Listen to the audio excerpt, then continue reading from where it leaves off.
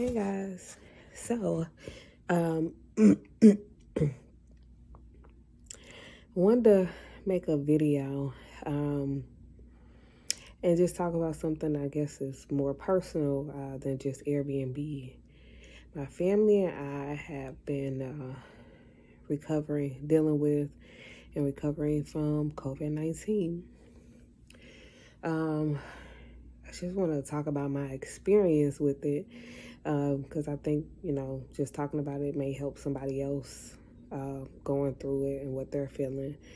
If you don't know, I'm Dani Bryant, the multiple streams queen. I am a retired informal ER and trauma nurse for like the last 10 years. Airbnb or short-term rental has allowed me to retire from the bedside and not have to go back to work. I was so happy and like wore this badge of honor that I hadn't gotten COVID throughout the crisis or throughout the pandemic, right? Even with all the barriers that a lot of healthcare professionals and frontliners face when COVID first came out. It was so many different things, right, that came out, so much confusing information about how to protect yourself. Is it airborne? Is it droplet? Should you wear N95? Should you wear simple face masks? And so, I was happy through all that confusion and mess that I didn't catch COVID. And turn around and in my own house, I catch COVID. Y'all, let me just say this. Going through the pandemic, during the pandemic, working very closely with people that had COVID or suspected they had it, it was hard. It was hard, to just everything just literally just change, You have patients coming in, they can't have visitors. It's not like no one's rushing right in to go see them, right? Even in an emergency, like you have to gear up.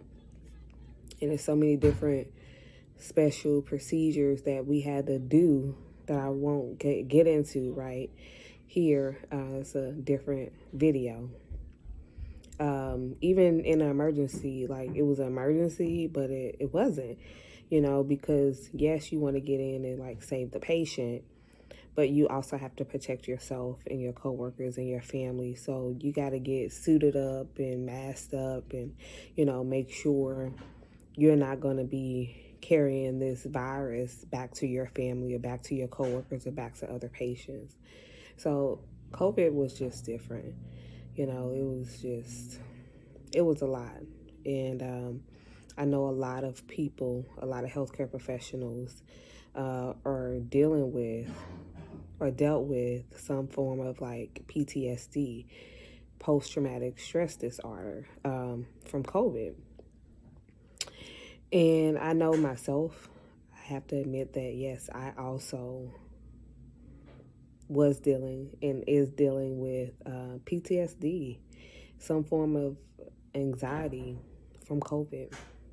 It's a lot to see a person come in and walk in and like literally cold or stop breathing, doing a shift. It was a lot. So I'll just talk about my family, our experience with COVID. Myself and my fiance and my 3-year-old dealt just recently or dealing with it, still healing or kind of in the recovery phase of it. If for the most part, if we're not out working, like putting together a unit for ourselves or for our clients, like I'm in the house. I'm not going out unnecessarily. We get HelloFresh, like food delivery. I do Instacart. I'm doing Target same day. And you can call it lazy, but I call it me saving my time. I don't like to do those things. So if I can pay a service and someone can do it for me, why not? I love HelloFresh. They give you like all these different options on different foods, and you get to try different recipes, and you don't have to be creative in that area if you don't want to be. So I love HelloFresh. It's super convenient and very healthy meals. And we do Instacart because I hate going to the grocery store. I hate sitting in a line. I just don't like it. So anyhow, it's convenient for us, and so that's why I do it. So I try not to like really be out and about that much, especially with the new variants popping up and, questionable contagiousness. I'm in the house. So this, think how we contracted it. My fiance went out. Well, I really am not sure where he got it from. He's not even sure where he got it from. He did have contact with somebody, close contact with a person who we later found out a day or two later was positive for COVID. So we don't know if he got it from that person. He went over to one of our rental properties, fixing it up after a move. But he didn't really have close contact with a lot of people. So we're not sure if it was during that outing. I don't know. But he came home, and I think the next day, he complained of not feeling well. He went to the gym, and he came, and he like laid in the bed almost half the day because he said he didn't feel well. And, I was like, kind of looking like, well, what do you mean you don't feel well? He's not really the type to get sick. But he was complaining that he wasn't feeling well. The next day he got up, he was fine, moving about. And then I think maybe later on that day again, he was like in the bed. I don't feel good. I feel hot. Like I have a fever. And so at that point I'm like, okay, like something's going on. And so I tried to keep my 3-year-old out of the room with him. But he loves his dad. So he kept sneaking in there and like trying to get up under him or, just lay around him while he wasn't feeling good. So it's like very, very hard, right? Trying to separate your family. And at that point, we didn't really know or he had COVID. I suspected it, and so that's why I tried to kind of isolate him. He was in our bedroom, and me and my son, we were in the living room area, and we have 3 bedrooms, so like we didn't necessarily have to sleep together. Well, my son kept sneaking in there with his dad. So I think maybe the next day or so, I felt kind of achy, not really, didn't have a fever, felt a little achy, felt a little something, felt off, like I didn't feel quite good. But it wasn't like so much physical. So I was like, I don't know. So what I did was I fasted because I had a lot going on with work as well. And so I wasn't like quite like 100% sure something was really wrong. I felt off. I don't know if that makes sense to anybody. I just felt off. So I decided to do a fast, and I fasted for about 22 hours, only water. And so that helped, give me clarity. I was like so overwhelmed with work. So that helped a lot. And I felt better. That night, was getting in the bed, and again, Philip was kind of like up and down, right? I feel good, I don't feel good, and this is like a few day time span. And so that night, and we talked about him going to get tested already. That night, I'll never forget, I was like laying in the bed, and I had Rigers, and let me like kind of describe that to you. Like I knew I was getting a fever. I can feel it coming on. but I was cold at the same time. So my extremities were like super cold, and I felt cold, and I was chilly, but I can feel the warmth. I can feel the warmth and the hotness, like in my organs. I don't know if that makes sense, but like I knew that I was getting that fever. I knew something was going on. And I was like, oh my God. Oh my God. Like, we have COVID.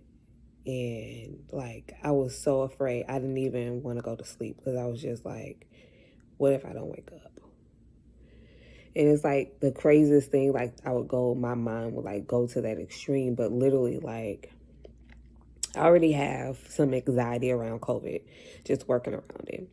So then to think like, oh my fucking God, like I have COVID, like what, and like what the hell? So that night, I just kind of laid in the bed and like shivering and shaking and like trying to cover up because I was cold, but I was hot at the same time. It's like the craziest feeling. But I knew at that point, I was like, I have COVID. Like, Phil has COVID. I have COVID. And I was so afraid. Like, like, as soon as I felt myself going to sleep, I would like wake myself up because I was just afraid. I was like, I don't want to go to sleep and not wake up. And for some people, they're like, why would your brain go there? But when you have anxiety around something, like that's where your brain goes to the worst. And so, yes, was it irrational? Probably. And I recognize that, but literally I was just like, oh my God, like totally freaking out. So I literally, from that first day, it was Thursday night until Friday, I probably slept, I was in the bed like 23 hours, like literally 23 hours. I finally did go to sleep, and it was just off and on. I was like, I was fever, shaking, chills. I would take some medicine, then I would sweat, and it was just like back and forth between the sweating and the fever and the rigors and the shaking. During that period, I don't really think I ate anything. I drank water with the medicine, but I got up a few times to go to the bathroom and was just like, what the hell? And I would think, oh, let me call or reach out or tell somebody, but I was just so out of it. So I was like that for 2 days. My business partner, actually, like I had missed calls and missed messages from people. Like I was just out. Like I didn't hear my phone ringing, nothing. So I was literally out just for like 2 days. And I think that was the roughest period for me. And at that point, not only was I sick, Milo also now was sick. So treating his fever, and then Phil is like not feeling well, and then he's trying to take care of us. And at the same time, like he was supposed to be getting tested, and then it's like now both Milo and myself are sick. Phil doesn't feel well. I'm not calling an ambulance to go to the ER to get tested for COVID. I talked to a few of my friends that are still working, ER nurses, and they're like, you have COVID, like don't stress yourself out about like getting tested. Even though eventually that came. Right now, like you don't even have strength to just get up out of freaking bed. Like how you gonna go and get tested? So just hydrating, water, Motrin, Tylenol for myself, for Milo. And Milo, like kids are different. So he was different. When his fever would break, so that first day he was kind of like just laying in the bed. And then when his fever would break, he would kind of be out and up and playing and kind of thought he was feeling better or acting better. And then the fever, like we can tell when it was coming back because he'll start kind of laying around again. And we would feel him and take his temperature, and then he had a fever again. And so doing that whole little thing again with him.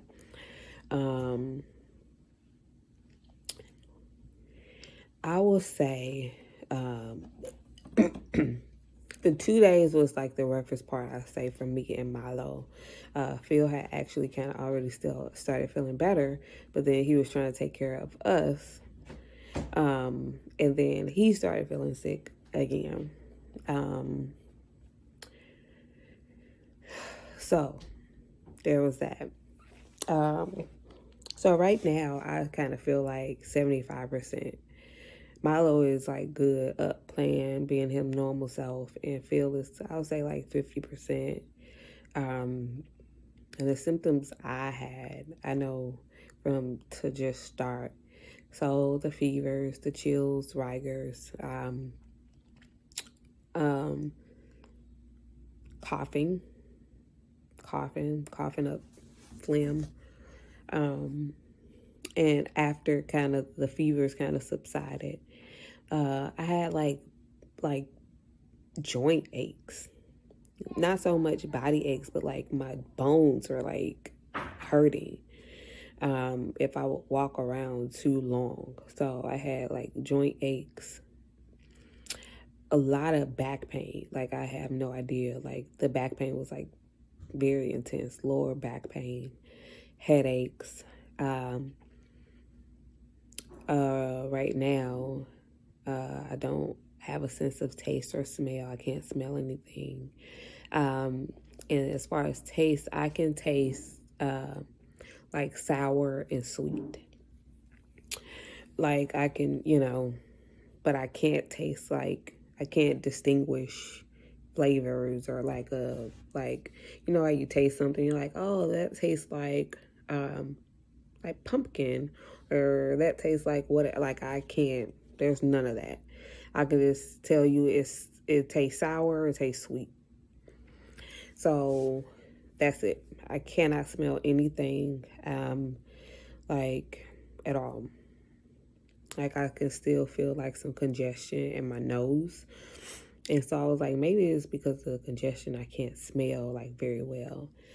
But like we had some eucalyptus oil, essential oil, like it was like all the way like almost up in my nose, and I couldn't smell it at all. At all. I still can't smell nothing. Can't taste anything. I get kind of winded, so once I started feeling better, I was like, okay, I'm going to get up and do stuff and clean up and do this and do that. Felt like Superwoman, I guess, because I had like literally been in the bed for so long. And also that too. So after the 2 days of having fevers and being in the bed for 2 days, the next day, I started feeling better, but then I had insomnia. I was like, I guess because I slept for 2 days. But then I started feeling better, and so I'm feeling like Superwoman, trying to do all these things. The next day, that day I was fine. I was able to do all those things. The next day, I was like, I feel like I regressed, and I was in the bed all day. I was just like, girl, go sit down. I was in the bed like the whole next day after I thought I felt better. So I was like, okay, I gotta take it easy.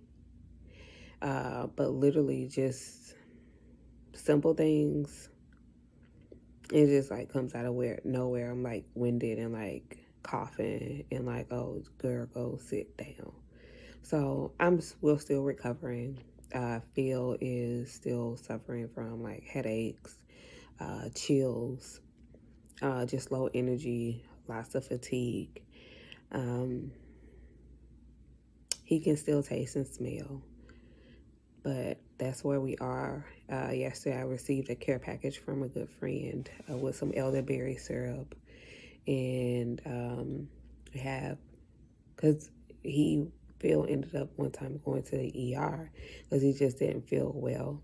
And he got a prescription for like Tessalon pearls, which is like little tablets for coughing. But we're just like treating the symptoms, hydrating like crazy, and just pushing through. But that's it, y'all.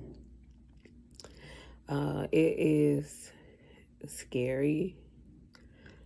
Like, it's super, super scary. but as you can see, you can get through it. But it's just crazy. Like, this variant is like super contagious, super contagious. And it's hard. It's hard, especially like when it comes into a household, because it's like if one person gets sick, it's bound to catch everybody in the house. If you're not like totally isolating from each other. And it was so hard with my 3-year-old. Like, he don't know what the hell COVID is. So, yeah, here we are. So, I just wanted to share that with you guys, anybody who may be, who has dealt with COVID or like wondering anything about it. Yeah. All right, guys.